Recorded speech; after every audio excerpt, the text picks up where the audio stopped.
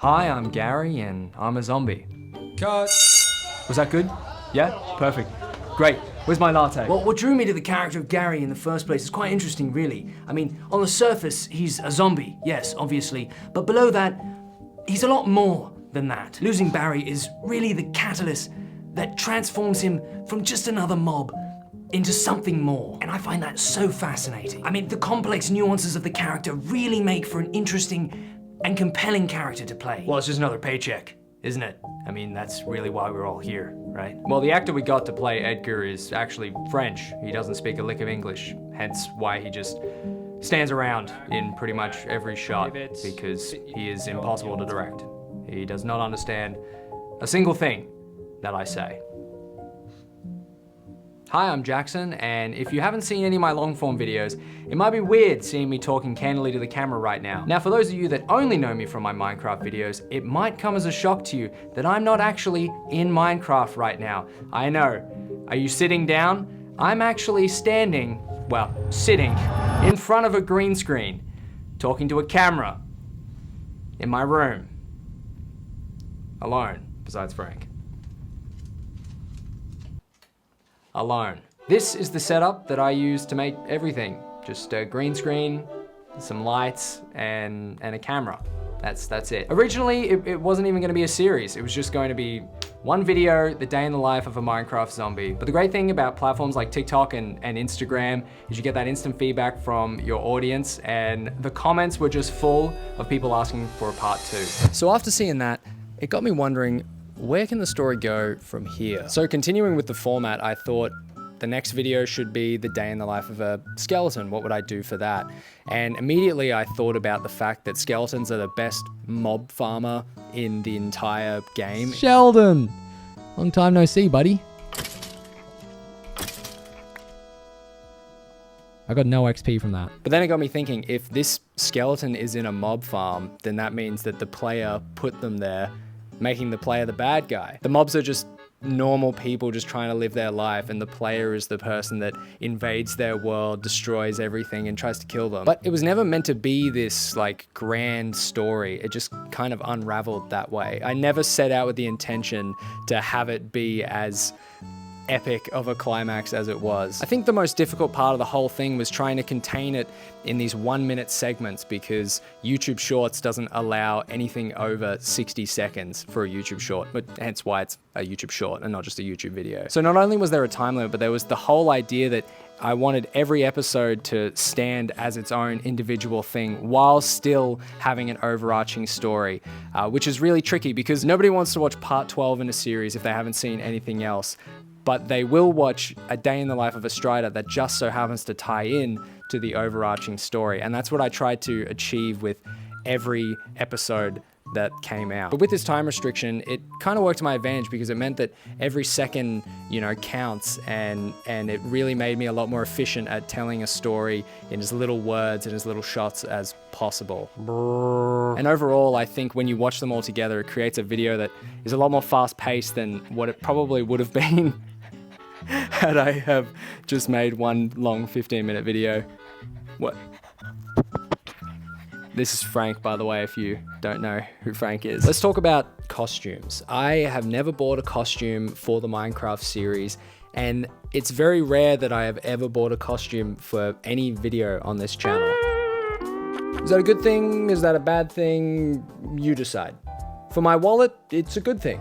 For really immersing you in the world, maybe it's a bad thing. But if I can get away with it and it still conveys the same message and the same idea of what I'm trying to be, then it's fine. I usually start planning a video by seeing what outfits I have in my wardrobe and if I can jimmy something up to look like what I'm trying to convey. And it just so happened for the Minecraft series, I had an old Quicksilver shirt from like 2016 and a pair of Levi's I'd worn twice. And I was like, oh, perfect. That's like a zombie character, or even Steve, because they wear the same thing. Oh, perfect. 2 costumes, 1 outfit. How good's that? The white shirt I use for Sheldon isn't even actually mine. It's Mitch's and I just borrowed it. I also think Edgar wears like 4 different pairs of pants throughout the whole series because I kept forgetting which pair of black pants I wore. Like I was like, wow, was it dress pants last time? Whatever, I'll wear my Dickies this time. So that's a fun little Easter egg if you want to see how many pants Edgar wears. I also wear Crocs like the entire time because why not? They're so convenient. You know, if you have to change characters 3-4 times, I don't want to unlace my shoes every time and take them off, then put them back on. Crocs are just so much easier and also stylish, some people think. We are now in my office to talk about filming.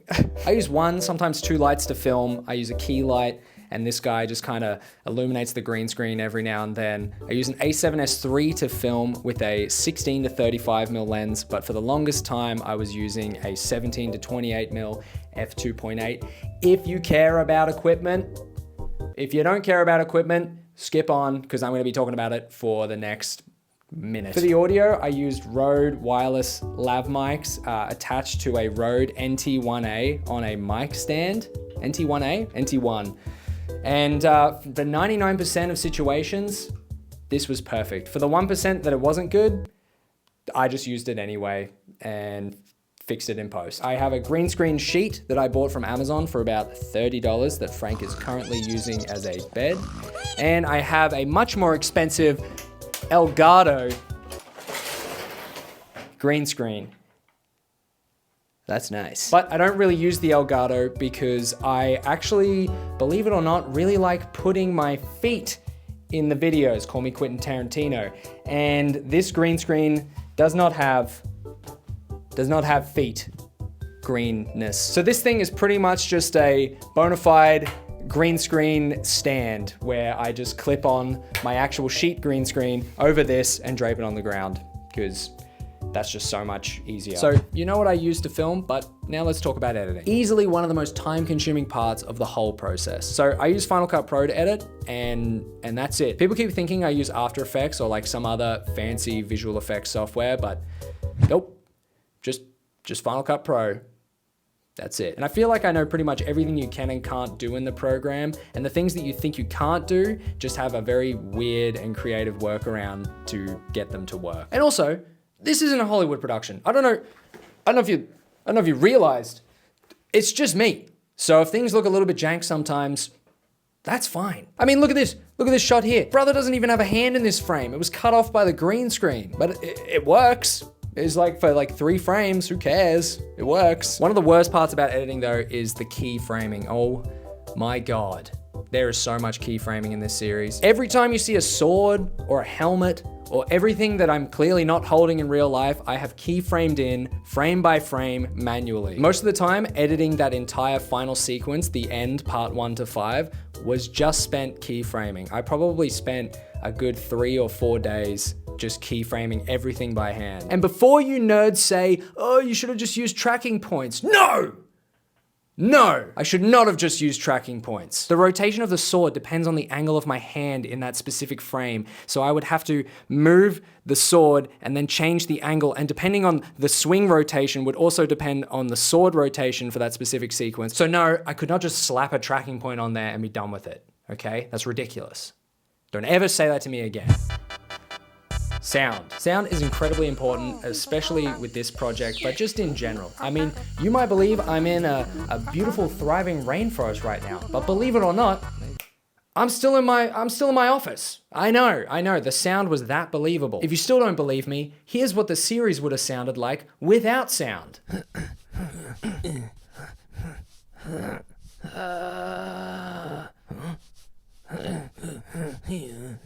Oh my God. Surprise. Did you notice anything wrong with that? There was no sound. I'd say that sound is pretty important. I personally use Artlist, but in the past I have used Epidemic Sound for music and sound effects, and I would highly recommend both of them. I'm not sponsored by either of them. I really wish that that was not true because I use them every day. of my life. My biggest tip was sound, okay? This is my biggest tip. My tip is very big, okay? This is build a sound effects library, okay? Build your own little folder on your computer in your editing assets that just has a bunch of sound effects that you collect and you use often. Here is mine for an example. As you can see, I've broken everything down into impacts, swells, rises, music that I use in most of my videos. All this stuff comes in handy so much when you're like, oh, it'd be great to have an impact here. Or how about a riser? You know? And that way you just have a bunch of sounds that you always use. I also have a memes folder, just because, you know, I really like putting the Lego Yoda death sound effect in all my videos because I think it's really funny. Now let's talk about what you guys really wanted to hear about. Now, I don't know how that's gonna transition into the video at all. I actually didn't think that far ahead. But now we are going to be talking about what people are probably most interested in, which is how did I do the fight scenes? How the heck did you do that? You're just one person. You would be correct. Fighting yourself is not easy unless you hate yourself and you're just fighting the demons in your head all the time, in which case, especially when you're limited to this. This is all I had to work with. That was it. I couldn't even lift my arm above my head. It involved a lot of this. And a lot of this. Whoa, Jesus! But we made it work. Before filming, I kind of knew which moves I would want to do and kind of what shots I would like to have in the fight sequence. And as far as timing goes, I just kind of kept track in my head, and I knew that if something didn't quite line up, I could always speed ramp one character in post just so that it would line up correctly. Up to this point, I hadn't really ever done something like this before, so I knew I would have to make a video that was pretty much just a trial run of how I'm even going to fight myself before the finale, which I knew was going to be a massive fight scene. That's where the fight between Willy and Steve was born.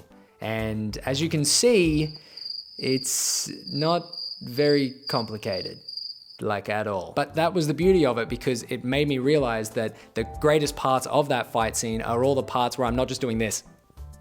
And it's just going ding, ding, ding, ding. It was all actual moves, and Steve, you know, getting hit by Willy's sword and then lifting it up and kicking him away, and all these like more dynamic movements. So it did actually teach me quite a lot about what I wanted out of the next fight scene. But then out of that was born one of my favorite and most popular videos of the entire series, the Steve versus the Piglins fight. This video really has nothing to do with the story, but I just thought it would be kind of funny just having Steve go and massacre like 10 piglins, all because he's just not wearing gold, which is exactly what they do in the actual game. That whole idea of them attacking you unless you wear gold reminded me a lot of the Matrix fight between the Smith and Neo when they're trying to turn him into one of them. And that's kind of where the homage of wearing gold is inevitable came from. Wearing gold is inevitable. And that whole piling on part, which is basically shot for shot from that Matrix fight. I actually wanted to talk really quickly about this shot here in particular. I just thought it'd be pretty interesting to break down how I did it. So obviously we have Steve in the middle doing his, you know, pushing everyone off him, but each of the piglins, you would think they're in slow motion, but in actual fact, it was just me sitting on a green screen stool, moving really slowly, and the effect worked really well. I was super happy with how it turned out. And then I just keyframed each piglin to just fly out as soon as Steve, you know, puffs his chest out and pushes them off him, and then slowed them down right at the end there, so it all looked like it was in slow motion. This is probably one of the shots that I am most maybe proud of, or just really happy with how it turned out. I'm like, wow, that was so much better than what I had in my head. One of the rare times that something actually looks really good. No, I'm not one for storyboards. I am usually someone that just writes the script and has a few dot points about what I kind of want for the B-roll. But I knew that for the finale, I was gonna have to put in a little bit more planning just with the sheer number of characters and shots that this video would have. So I drew this, the storyboard for the entire finale series. It ended up being about 120 panels with at least 2 characters per panel. So I was looking at around 300 shots, give or take, which is not exactly thrilling to hear. That's a lot of work, which was actually quite daunting to me, and hence was why the end part 1 to 5 took so long to come out, because it was just a lot. It was a lot of work to take on, and I knew I would want to just do it all at once. And so it was quite scary just to start that. But we persevered, we finally built up the courage and filmed it. My biggest concern of the entire finale was the weapons. I had the swords covered, I wasn't concerned about that at all. I'd done it a million times, but if you hadn't noticed, they're just 2D images. I don't have access to 3D software or special renders of all of the weapons in the game, so everything I use in the series is literally just images I got off Google or footage I captured from the game itself. So keeping that in mind, why did I film Sheldon like this? Shooting a bow at a 45-degree angle. It's honestly anyone's guess. Extremely luckily for me, I found a GIF of the bow just rotating online. So I managed to screenshot it at the right angle and use that. Thank God, that was really lucky. I don't know why I don't just find this stuff ahead of time and then plan the shots around what assets I have. Then I grabbed a 3D arrow and used the distort tool on Final Cut Pro to just kind of angle it and distort it, if you will, until it looked like it was the correct perspective. Boom, bow down, perfect. But then there was the trident. Again, what possessed me to use this angle? Where am I gonna find a trident that looks like, oh, that was actually really easy. That was very lucky. I swear to God, I did not have that in mind when I filmed that shot. I did not know that 3D image existed, but I'm glad it did. The only shot I would say that the trident doesn't work is in this shot. No matter where I looked, I just couldn't find an asset that matched the angle, so I just had to use the distort tool again on a 2D version of the trident and just kind of make it work. It does the job. I'm not super happy with how it turned out, but it worked. Filming took me the whole day. I'm down here.